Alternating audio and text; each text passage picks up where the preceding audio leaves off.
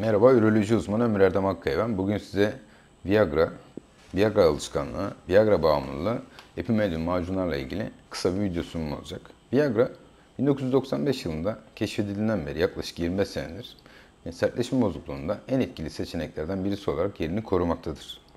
Viagra'nın son 5-10 senede, yani sildenafil sitirat etken maddesi diyecek olursak, dünyada üretimi, fiyatı bayağı ucuzlamıştır. Artık sildenafil sitiratı yani Viagra'yı mahalle bakkallarında, aktarlarda, marketlerde, benzin istasyonlarında, baharatçılarda rahatlıkla bulmak.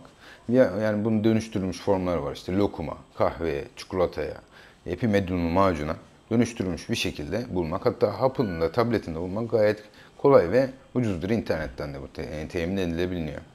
Şimdi bu kadar kolay ve rahat bulunduğu için artık her evde neredeyse Viagra bir şekilde var. Ya da girmiş bir şekilde. İnsanlar bunu denemeye başlıyor. Şimdi normalde cinsel işlev bozukluğu, sertleşme problemi olmayan bir insan Viagra'yı denediği zaman daha iyi bir sonuç alabiliyor. Mesela heyecanlanacağından korkuyor. Stres yapıyor, ilişkide başarısız olacağından korkuyor. Ya da bir fırsat yakalamış oluyor, iyi bir ilişki, iyi bir hafta sonu geçsin diyor.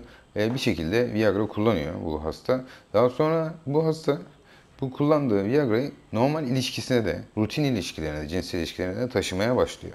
Ve belli bir süre sonra hasta artık benim yanımda ilaçlı gazozum olmazsa, epimediumlu macunum olmazsa ben ilişkiye giremem, başarısız olurum diye korkarak ilişkiden kaçınmaya başlıyor Viagra olmadan. Bu artık tamamen psikolojik bağımlılık.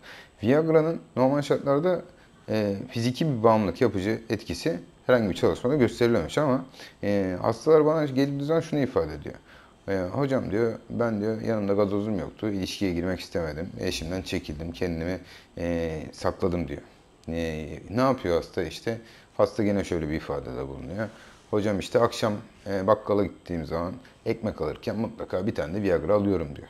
Artık yani bu kadar yaygınlaşmış. Ama bu hani strese girdim, çok güzel geçecek diye hani deneme amaçlı kullanmak Viagra'nın tuzağına düşmek gibi bir şey oluyor. Ya da sildenafil sitiratının tuzağına düşmek gibi bir şey oluyor.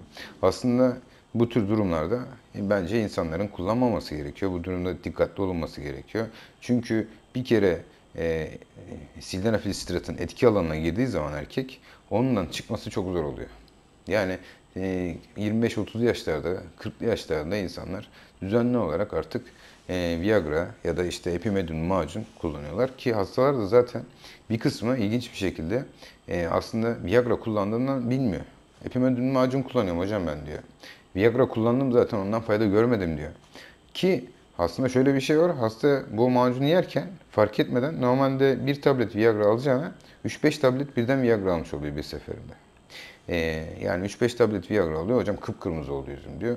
Macundan daha çok fayda gördüm diyor. Tabii ki doz ayarlaması olmadığı için macunda ya da ne kadar içinde sildenafil sitirat konulduğunu bilmediği için hasta yiyor, yapıştırıyor ve sonuçta fayda da görüyor. Fiyatları da çok makul tabii ister istemez. İnsanlar kullanıyor bunu. Ama gene de burada deneme amaçlı, keyif amaçlı, cinsel işlev bozukluğu olmadan Viagra kullanmak ya da bunun türevi cinsel güç arttırıcı bir ürün kullanmak bence tehlikeli ve sıkıntılı. Özgüveninde olmazsa bir hastanın eğer cinsel işlev açısından hastalar daha sonradan Viagra'sız ya da sildenafil sitiratsız ilişkiye girmez ya da çekinir. Dinlediğiniz için teşekkürler. Saygılarımla.